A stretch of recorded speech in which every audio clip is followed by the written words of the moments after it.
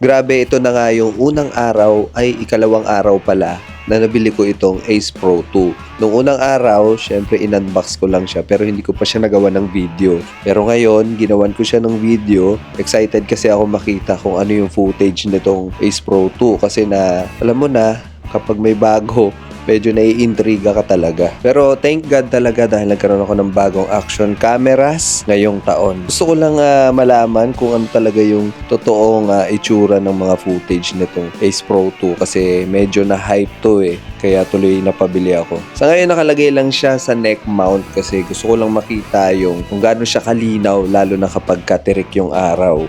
Pero ang reason talaga kung bakit ko to binili dahil napakaganda nito sa low light. Pero syempre hindi mo naman to maiko-compare sa mga full frame camera.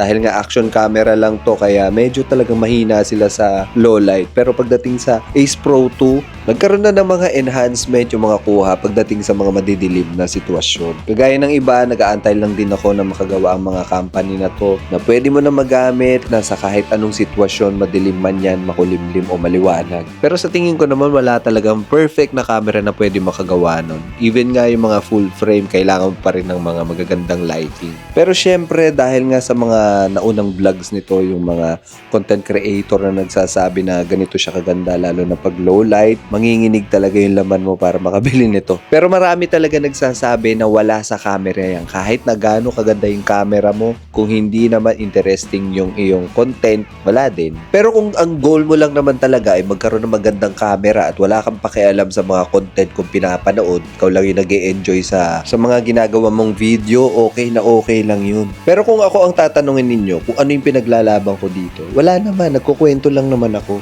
Gusto ko lang i-share sa inyo tong footage na to na galing sa Ace Pro 2 dahil nga wala na akong upload dito sa YouTube. Puro na lang shorts yung mga ina-upload ko. Para kumita naman ako kahit papano at mabawi ko naman yung mga pinambili ko dito sa camera. Pero na-miss ko talaga mag-motovlog sa totoo lang. Pero minsan hindi ko alam yung sasabihin ko kapag nagmomotor ako eh. Kasi pupunta lang naman ako sa trabaho, babiyahe lang naman ako papasok. Anong sasabihin ko? For today's video, ganyan-ganyan. Ito yung dinadaanan ko ngayon, ganun. Wala namang kwenta. Maganda kasi yung meron talaga akong gagawin, meron akong purpose, meron akong pupuntahan, may papasyalan, mga ganun. Kasi pag papasok ako ng trabaho, naiisip ko na yung mga gagawin ko sa trabaho, tsaka yung mga stress na harapin ko sa buong maghapon. Kaya ako minsan, ang binavlog ko na lang talaga kung ano yung maabutan ko sa kali. Minsan nga, nadadaanan ko yung nasusunog eh. Pero kung minsan yung pa yung nagkakaroon ng views, kahit na hindi ako nagsasalita, siguro curious yung mga tao, syempre yung thumbnail, importante kasi yung thumbnail, pag nakita nila, uy, nasusunog, tapos ilalagay mo pa doon kung saan. Ako curious sila, lalo na pag may kamag-anak sila sa lugar na yun. Minsan may magko-comment pa dyan, uy, nandyan ako kanina, napanood ko yan, ako yung nandyan sa may gilid, ayan, yung nakatayo dyan. O diba, instant engagement agad yun, dapat nire-replyan mo agad yung mga ganun. Kaya nga siguro nasasabi nila, engagement is the key.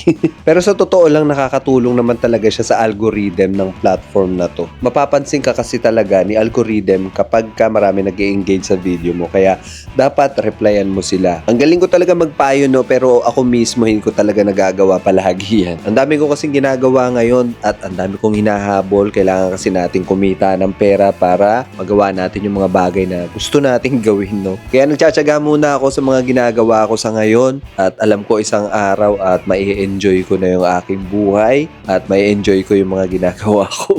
Sabi kasi trust the process at naniniwala naman ako doon na magkakaroon ng resulta yung mga pinaghihirapan ko at ginagawa ko. May mga nakikita naman talaga ako mga resulta pero sa ngayon hindi pa talaga siya hinog. Pero nagpapasalamat talaga ako kay Lord na nakarating na ako dito mula pa nung nagsimula ako nung 2020. Hindi man ako masyadong napansin dito sa YouTube pero at least napansin ako sa ibang platform. Kaya tsaga-tsaga lang talaga dahil hindi instant ang mga bagay-bagay. So disclaimer nga lang pala, hindi ako motivational speaker or successful na vlogger. Nagsishare lang ako ng kwento ko dito dahil pinapaabot ko ng at least 5 minutes tong video na to. Napakahirap talaga mag voice over. Kaya pagtsatsagaan mo talaga kung gusto mong manalo talaga sa buhay. Kaya sa mga kaibigan ko mga vlogger dyan, magtsaga lang kayo, tuloy-tuloy nyo lang kahit na hindi tayo nagkikita. May pupuntahan yung mga ginagawa natin. Maniwala lang talaga kayo. Meron nga ako ditong ibang mga kasabayan ko na mga nagsisimula dati na umaasenso na ang kanilang mga subscribers. Mas mataas pa yung subscribers nila sa akin. Pero sobrang proud ako sa inyo kasi pag kayo sumikat ng todo, at least hindi nyo na ako susupladuhan kapag manghihingi ako sa inyo ng sticker. Basta tuloy-tuloy lang tayo at pasensya na kayo kung hindi ako nakakapag-reply sa mga comment nyo. Shoutout na rin pala kay Francie Adventure at saka The Monsterous. Yan, yun yung magagaling magsuporta talaga dito. Solid. Shoutout na rin pala kay Mekarak. Isa din yan sa mga kaibigan ko dito sa YouTube. So yun na nga, naka 5 minutes na yung video natin at maraming salamat sa panonood at pakikinig nyo sa akin. Medyo ginanahan ako mag voice over pero kailangan ko na talagang matulog dahil may pasok pa ako bukas at gabi na. See you next vlog at mag-iingat kayo palagi. Adios mga tol.